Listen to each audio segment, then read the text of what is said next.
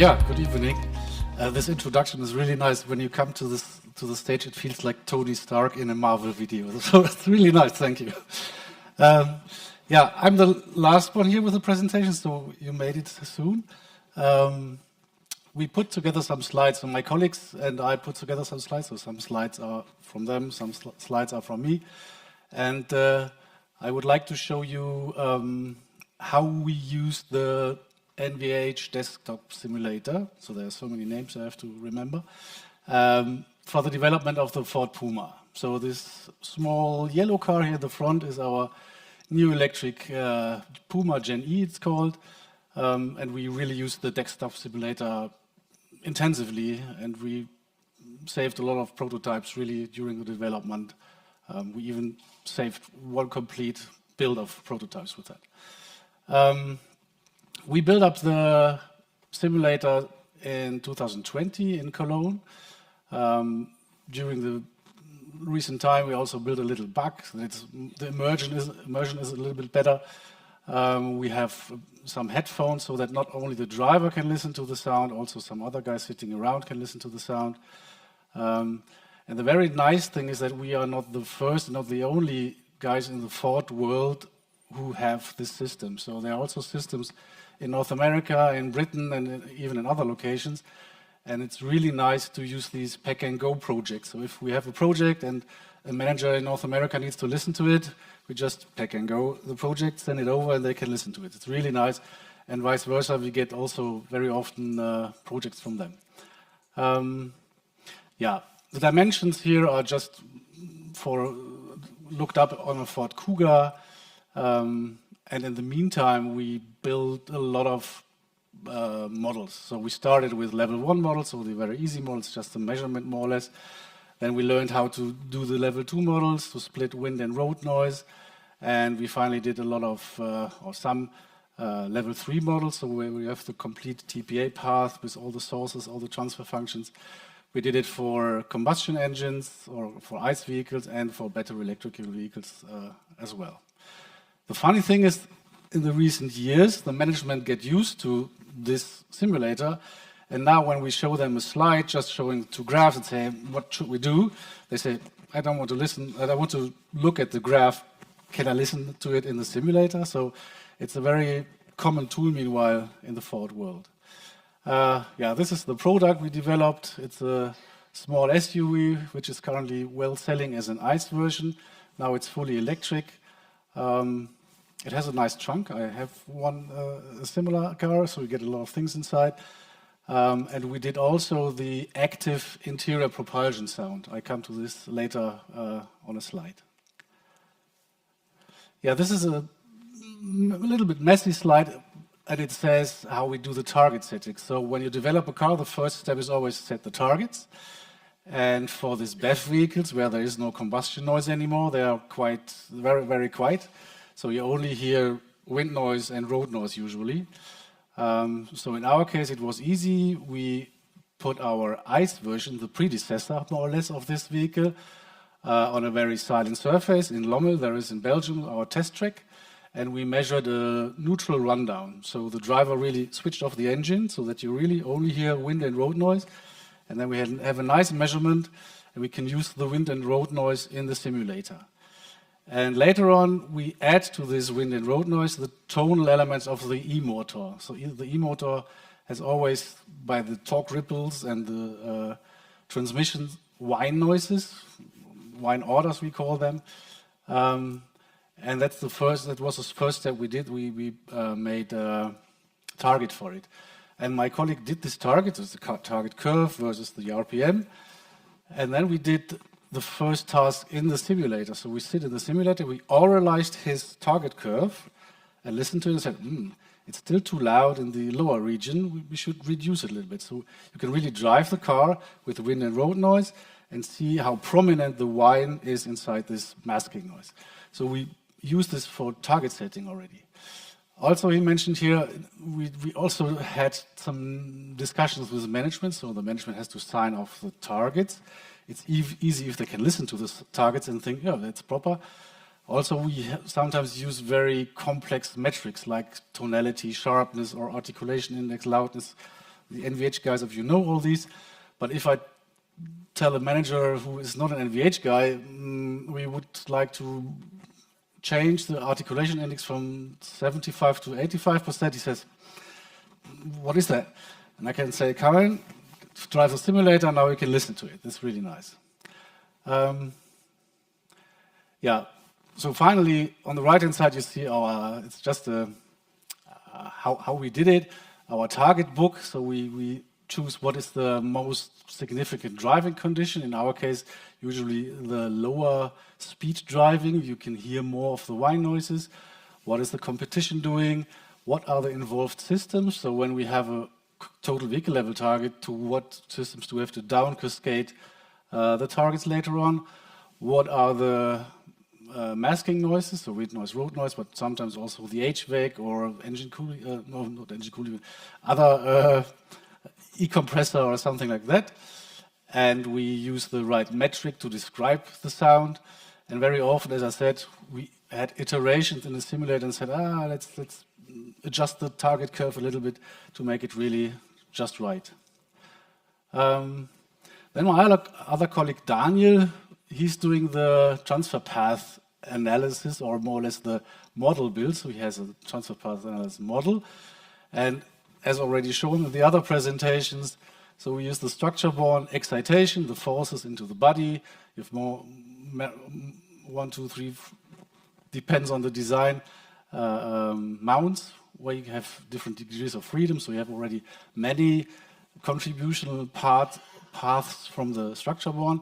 Then you have airborne noise radiated from the source, usually measured on a rig or something, with microphone arrays. And then you have these transfer functions where you have to mix all these things with. So we have plenty of different paths that you have to put together to sum up. Usually this is done in the simulator. But sometimes we do not have, especially when we use CIE data and have no measured data, we have no phase information. And then we put the phase of the signal to 0. And if we then would put this in the simulator, and the simulator makes a complex summation, the whine noise would be too loud in the sum. So we make before we put this in the simulator, we make an energetic sum of it when we have no phase information, and then we put it in the simulator. Since this is a very complex process, and since we have not only one order, we have mostly 4 or sometimes more orders, and we have different torque values, we have to calculate the levels for. At the beginning it took very long, so it took about 2 days from having new data, input data, structure-borne data, or new path data, whatever, to process everything by hand, and then to change the format from CIE data to Excel, and then from Excel to an ORT file, the right format for the simulator, and then we can go to the simulator and listen to it. In the meantime, Daniel, the same guy, wrote a Python script where everything comes together. So he throws in everything, what you see here, all the data comes in on the left-hand side, on the right-hand side, then finally the curve gets out in the right format. It's an ORT file that we can immediately put into the simulator. Now it's 2 hours, so we get new data, and 2 hours later we can say, come listen to it in the simulator. And this happens very often. So this is an example of one whine versus the frequency, or versus RPM, whatever. And then there is a new design. This is daily work. So there is another compartment, durability compartment, or the crash guys, they say, we have to stiffen up the body for this and that reason. Does this have influence on NVH? And then we get the new model data, we calculate it, and then we see, oh, there is a big peak. And in this case, I was not allowed to show the target curve. What you can imagine, it's above the target curve.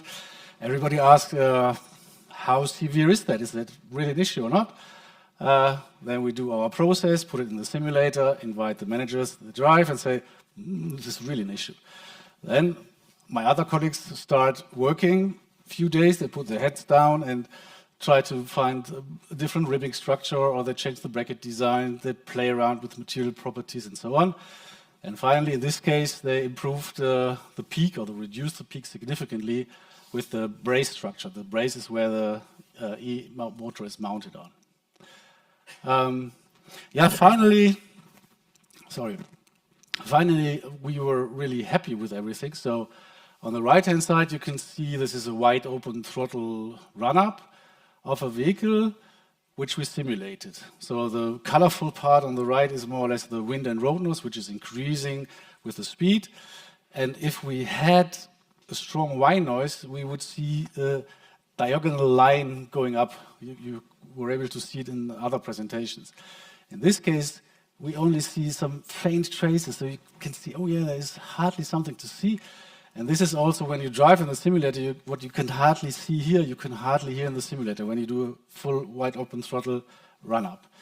In all other cases, when you just cruise or make a moderate run-up, you have no whine noises, and this was more or less the target, to have a whine-free vehicle.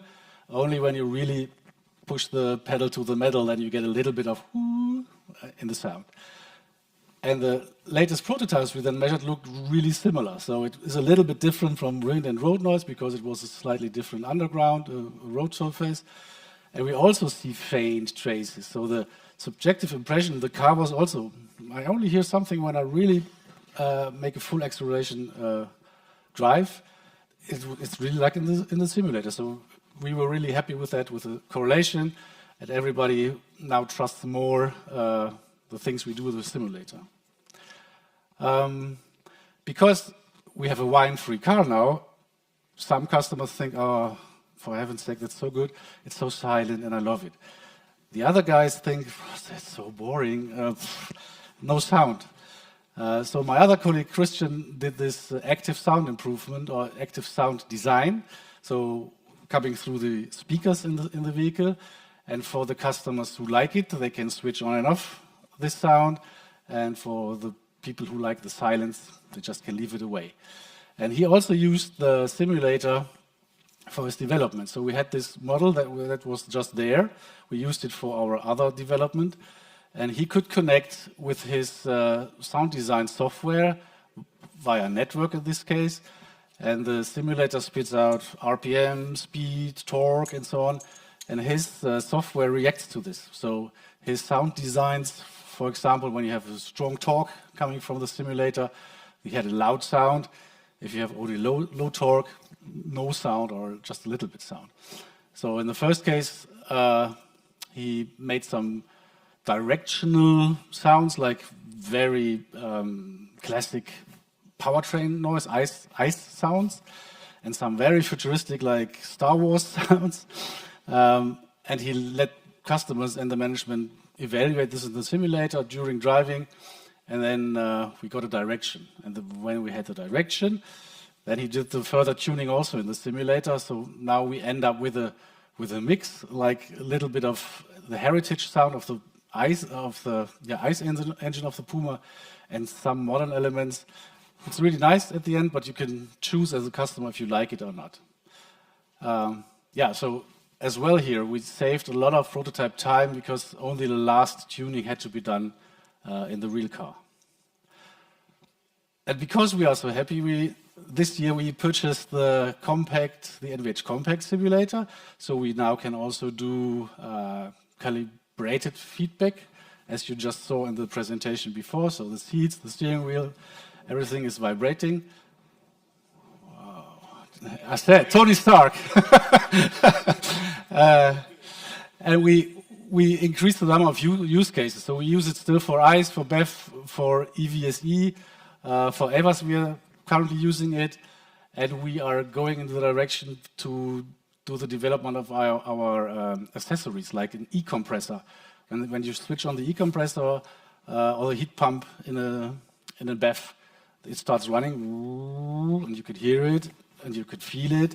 So it depends on how good the system is. So we also do this meanwhile in the simulator, that we mix the noise of the vehicle when you drive or at standstill. Then we can put on the radio. Then when you can switch on the HVAC in different stages. Then we can switch the compressor on and off, and we can see is something masked by the other noise or not. So this is really, really nice thing. And here I want to say thank you to the NVH guys. You're really a gift for us to to get really quick to operation, and it's really fun to work with you. Thank you.